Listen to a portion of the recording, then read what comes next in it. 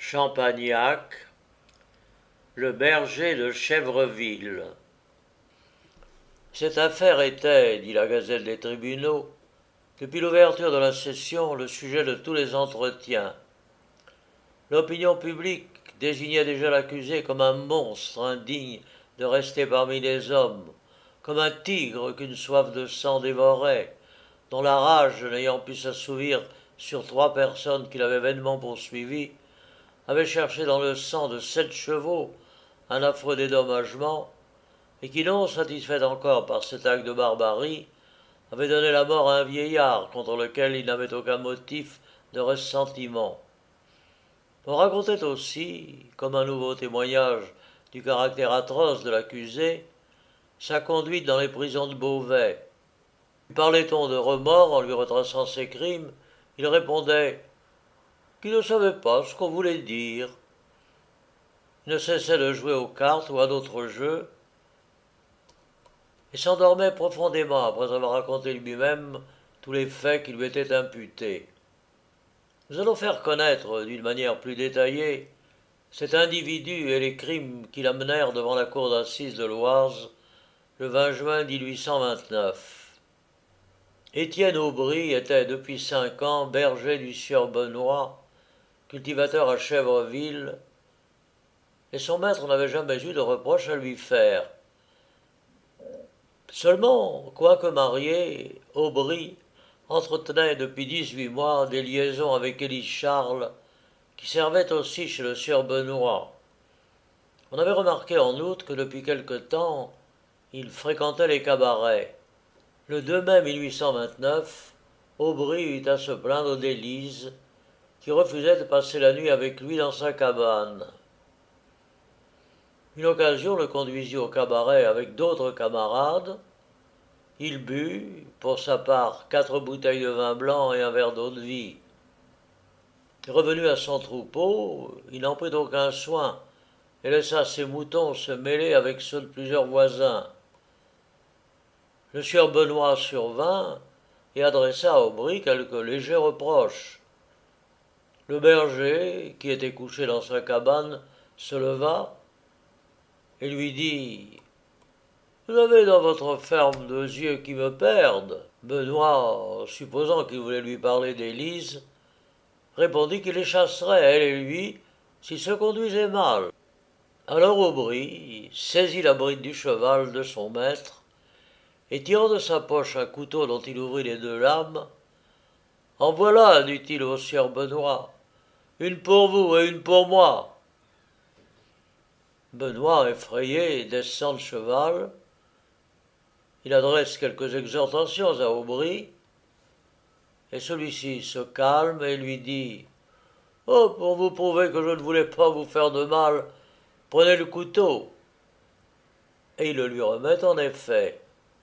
Benoît fait quelques pas, mais il s'est à peine éloigné qu'Aubry revient vers lui et demande son couteau. Sur le refus de son maître, il entre dans une violente fureur et s'arme d'une serpette qu'il tire de sa poche, en menaçant le sieur Benoît de l'éventrer. Celui-ci parvient à lui saisir le bras par derrière, et il reçoit dans la lutte une blessure à la main. 2 charretiers accourent, et Aubry dit à l'un « Toi qui es le premier, tu vas être éventré !» Et à l'autre « Ah, te voilà aussi, je vais faire ton affaire !» Cependant, la présence de ces 2 hommes l'arrête dans ses violences à l'égard de son maître, mais sa rage, qui paraissait réfrénée, ne faisait que prendre une autre direction et chercher de nouvelles victimes. Il s'élance vivement sur le cheval de son maître, qui était à quelque distance, en criant « Je n'ai pu te tuer, Charles Benoît, mais en arrivant chez toi, tu ne trouveras plus ta femme. » Et aussitôt il part en poussant le cheval au galop.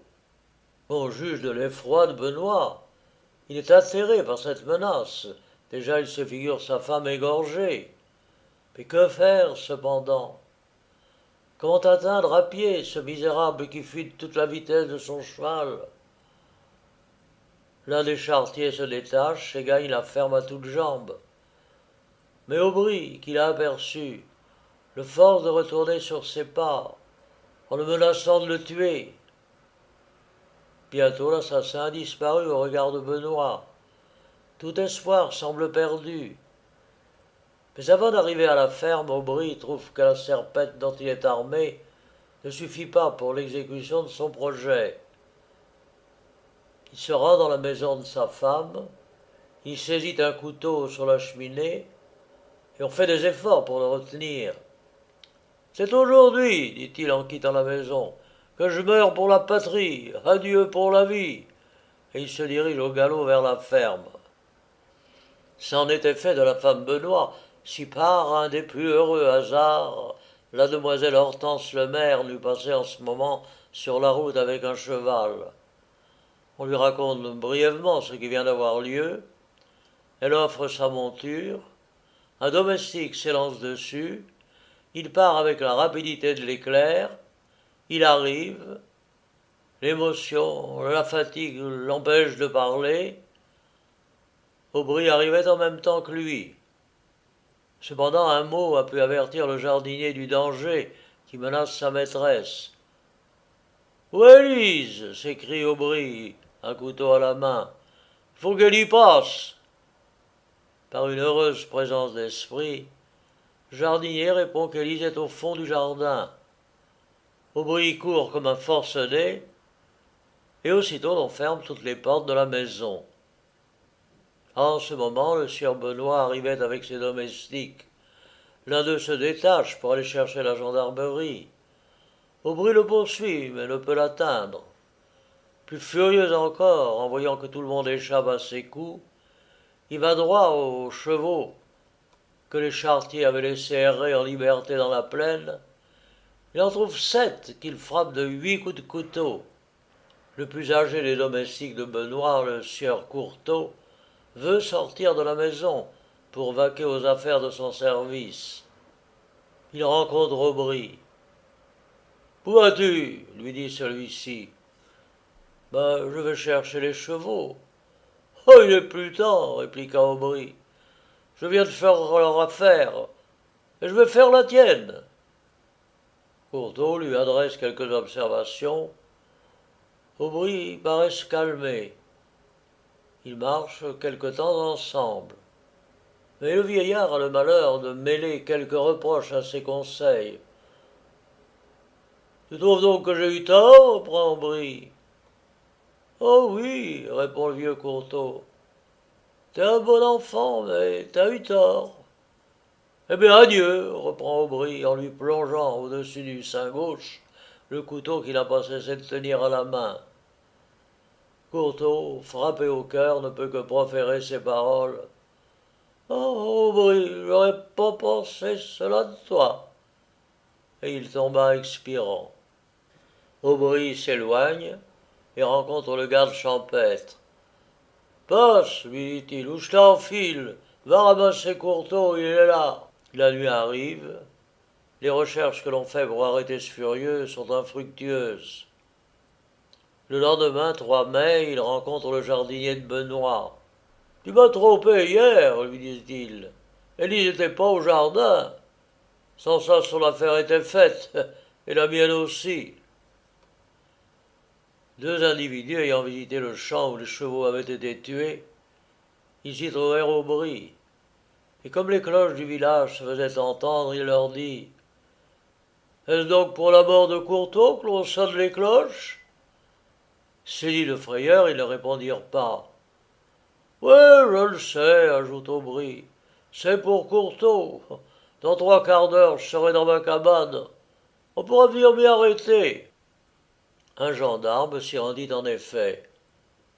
À sa vue, Aubry ôta sa veste, son gilet, se porta 3 coups de couteau et tomba en disant « Je suis mort !»« Non, non, tu n'es pas mort, répondit le gendarme, puisque tu parles. » Aubry, blessé et désarmé, se laissa conduire. « La force m'a manqué pour me tuer, disait-il. Je ne suis pas content. Il me fallait 3 victimes de plus. Benoît, Élise, et le troisième coup me regarde. Arrivant ensuite au lieu où il avait rencontré Courtauld, Tiens, dit-il au gendarme, c'est là que je voulais l'assassiner, mais il m'a calmé. Il a voulu répéter plusieurs fois que j'avais eu tort, alors je l'ai frappé. Telles étaient les charges accablantes qui pesaient sur Aubry. 2 chefs d'accusation s'élevaient contre lui devant la cour d'assises. D'abord la tentative de meurtre sur la personne de Benoît, puis le meurtre consommé volontairement sur la personne du sieur Courtauld. Aubry suivit constamment les débats avec la plus grande attention. Quand les témoins parlaient un peu bas, il tenait sa tête avancée pour mieux entendre. Pendant la déposition d'Élise, Charles, il ne cessa de fixer sur elle ses regards avec l'expression du regret. Comme elle déclarait que souvent Aubry l'avait menacé du couteau. « C'est pas assez pour elle, s'écria-t-il, de m'avoir plongé dans le malheur. Elle veut l'augmenter encore. » Du reste, quand on vit cette Élise, cause innocente des crimes d'Aubry, tout le monde se demandait comment une fille si maigre, si petite et si laide avait pu causer une si vive passion. Le défenseur d'Aubry se hâta de faire considérer les attentats de l'accusé comme des actes de démence. Mais le jury n'en résolut pas moins affirmativement les 2 questions qui lui furent posées, et Aubry fut condamné aux travaux forcés à perpétuité. Il entendit sa condamnation avec la plus profonde indifférence.